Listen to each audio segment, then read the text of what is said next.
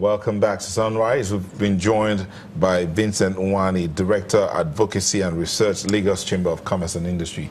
Thank you for joining us. Thank you for having me. Now, let me put this to you.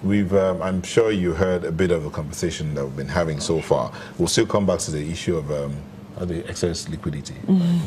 But before that, let's look at this issue of the World Bank's Ease of Doing Business Index. Now, it didn't cover areas like quality of the public sector, let me be sure I get this right, level of corruption, infrastructure development, incidents of protectionism, and commercial law regime. It doesn't cover all of this.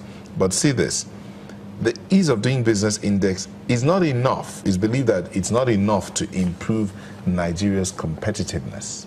Do you agree with this? Perfectly. Wow. You know, at several points we've been with the Lagos Chamber of Commerce. We had the reasons to air our views and also engage the World Bank that, yeah, we appreciate the efforts they are making, but the ease of doing business parameters, the 13 parameters, getting credit, getting electricity, cross-border, you know, they are great, but those measures are just internationalized. You know, you're measuring, you know, judging me the way you judge Australia, US, Canada, and all these developed places. You know, these guys don't have problem with electricity. They don't have problem with potholes, bad road, you know, real issues, insecurity, you know, and so these parameters are not localized, such that the ease of doing business parameters are find a situation where you are treated with the wrong medicine for your ailment. So that's the challenge. But going back to the 24 places we just moved, that's a great, because it helps to increase at least confidence by investors and looking into the country and people that are already in the country. But the issue is what was actually measured. You know, what was actually measured, moving 15 points, getting credit. That is just measuring what was done by government initiatives, such as the asset registry that my brother was talking about before, and even using movable asset, you know, you know, these are the two major policies that give us 15 points. Okay. Not the rate at which, the speed at which SMEs and manufacturers are getting credit from bank. No. You know, I would have wished that this session is open for people at home to call in, and you will be terrified. You know, that is actually open. Being able to get credit is as bad as it has always been, you know. This measure is just the policy that government, you know, the laws that were passed and about to pass. That is what was measured. So there's a difference between measuring effort and outcome. Effort has been measured, but outcome, we're still very far from it. And that translates to so many other parameters. You know, you talk about ease of trading across border. That is how our ports, our airports, and all of these are working. During this period, the federal government, through the acting president then, and now the vice president, issued a lot of presidential orders. 24 hours operation of the port, fix the port road, a lot of things, let the single window work. None of this work. So, but they've been judged by issuing this great and very executive order. You know, we made progress in that. But custom, are they still in the highway stopping trucks? Yes. After they are, but they've been ordered to leave. We've got so these are efforts that were measured. Is the port road working? I was in the port 2 weeks ago, because it took me 14 hours from VI to Apapa. So it's a challenge. Hours. So it's a challenge. I'm just using this life example to tell you that we still have a long way to go. Abuja is doing a good job with the Ease of Doing Business Council and everything, but the struggle and the resistance by the ministries and departments to honor and respect these policies and order is another thing. So we have to move from just words of mouth and you know, to really doing the right thing. So Nipogi, the political economists will look at issues of, staying with what he said now, we'll look at issues of leadership, institutions, rules and regulations, and informed citizens to see all of this, to marry this ease of doing business, the executive orders, the measurement by the World Bank, and moving forward. We need these 4 parameters to be able to move forward. How do we begin to put it all together? Okay, to harness them. There are a lot of people in Nigeria that are misinformed. Let me start from there. In as much as we have a number that are literate.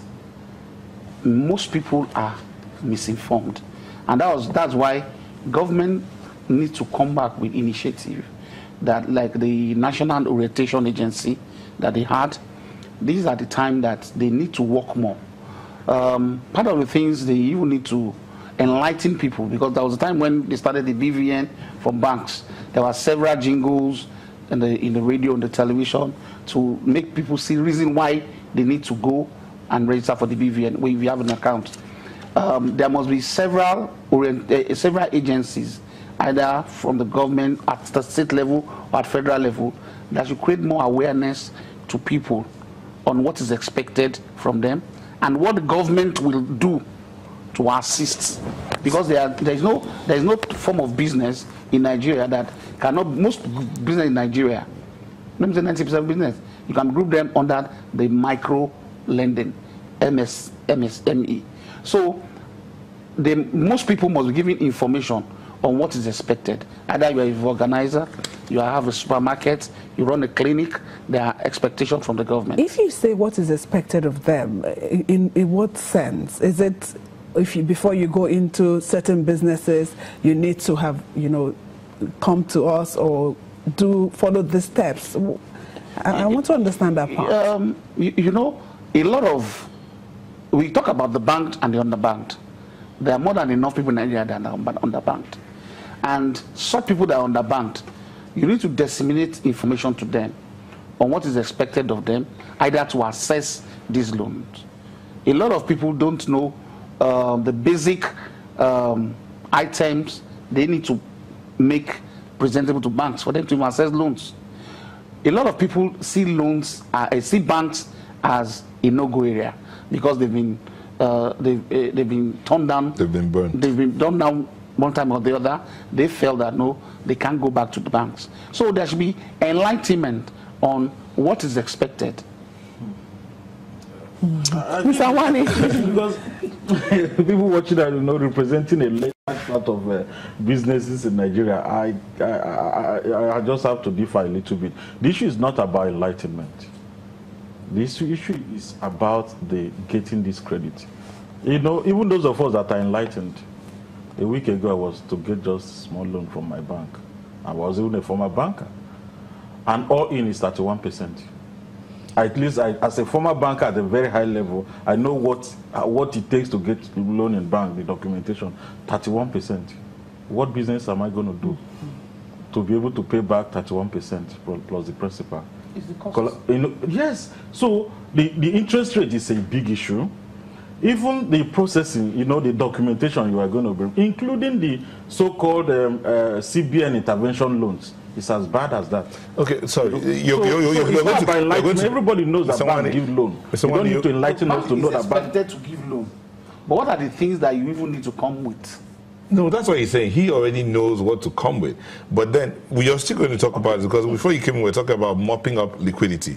That's part of what the CBN did to mop up liquidity, was to leave the interest rates up there so that to help bring back the monies that have been out there. And the question was, is that not also reducing the buying power of the people? So tie that all in as you talk about not just about informing the people, but actually accessing this monies.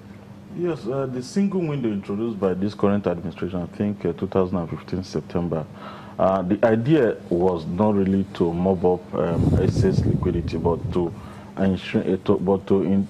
introduce transparency in the way government agencies have access and spend money allotted to them.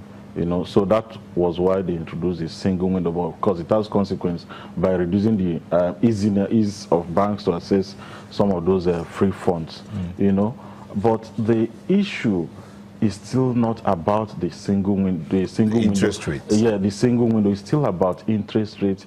And again, it's not banks are there to make profit. You talk about cost. It's not about a lot of costs that they have to carry, cost of infrastructure and other things. So we don't see it. Before the single window was introduced, we're not getting credit.